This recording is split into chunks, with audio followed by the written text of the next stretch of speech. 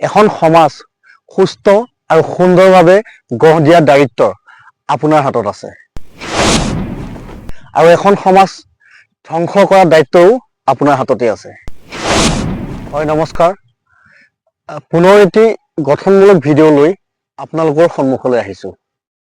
আজি আমি আলোচনা কৰোঁ আহক, এখন সমাজ কিদৰে ধ্বংসৰ গতিপথলৈ আগবাঢ়ি যায়। যেতিয়াই মানুহে সততা আৰু ন্যায় পথ এৰি নিজৰ স্বাৰ্থ আৰু লাভৰ পাছত দৌৰে, তেতিয়াৰ পৰাই এখন সমাজ ভিতৰি ভিতৰি ভাঙিবলৈ আৰম্ভ হয়। পাৰস্পৰিক সন্মান নোহোৱা আৰু একতা ভাঙি যোৱা আৰু অধিক লোভ তথা স্বাৰ্থৰ বাবে এখন সমাজ শক্তি হোৱাৰ পৰিৱৰ্তে দুৰ্বল হৈ সমাজ ভাঙি পৰে। শিক্ষাৰ মূল্য নোহোৱা আৰু জ্ঞানক উপেক্ষা কৰাৰ ফলতে এখন সমাজ অন্ধকাৰ দিশে আগবাঢ়ে, যাৰ ফলত এখন সমাজৰ উন্নতি দুৱাৰ নিজে নিজে বন্ধ হৈ পৰে। যেতিয়া মানুহে নিজৰ দায়িত্ব এৰি বা নিজৰ কৰ্তব্য পাহৰি অধিকাৰ আৰু ক্ষমতাৰ কথা কৈ ফুৰে, আৰু তেতিয়াই এখন সমাজত অসন্তুষ্টিৰ সৃষ্টি হয় আৰু যাৰ ফলতে এখন সমাজ ধ্বংস দিশে আগবাঢ়ি যায়। হিংসা, ঘৃণা আৰু ভুল বুজাবুজি মানুহৰ মাজত বিশ্বাস নষ্ট কৰে, আৰু বিশ্বাস নোহোৱা সমাজ বা সম্বন্ধ বহুদিনলৈ টিকি নাথাকে।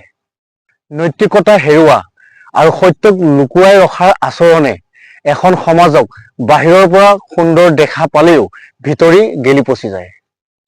যুৱ প্ৰজন্মক সঠিক দিশ বা সঠিক পথ নেদেখুৱালে সমাজ এখনে নিজে ধ্বংস কৰা পথ বাছি লয়। অন্যায় দেখিও মাত নমতা মানুহ বেছি হোৱাৰ ফলত এখন সমাজ লাহে লাহে ধ্বংসৰ পথলৈ আগবাঢ়ি যায়। কাৰণ অন্যায় দেখিও মাত নমতা মানুহ বেছি হোৱাৰ বাবে অন্যায় এটা নিয়মত পৰিণত হৈ পৰে, আৰু তেতিয়া এখন সমাজ লাহে লাহে গেলি পচি যাবলৈ আৰম্ভ হয়।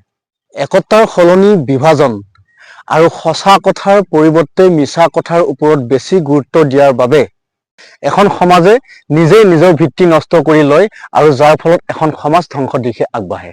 স্বাৰ্থপৰতাই যেতিয়া সহানুভূতিৰ ঠাই লয়, তেতিয়া মানুহে মানুহৰ বাবে নহয়, নিজৰ স্বাৰ্থৰ বাবেহে বেছি গুৰুত্ব দিয়ে, আৰু সেয়াই হৈছে এখন সমাজ ধ্বংস হৈ যোৱাৰ আৰম্ভণি। যেতিয়াই মানুহে মানুহক সন্মান নিদিয়ে, নিজৰ স্বাৰ্থৰ বাবে মানুহৰ মনত আঘাত দিয়ে, তেতিয়াই ঐক্য ভাঙি যায় আৰু এখন সমাজ ধ্বংস দিশে আগবাঢ়ে। এখন সমাজ সুস্থ আৰু সুন্দৰভাৱে গঢ় দিয়াৰ দায়িত্ব আপোনাৰ হাতত আছে, আৰু এখন সমাজ ধ্বংস কৰাৰ দায়িত্বও আপোনাৰ হাততে আছে।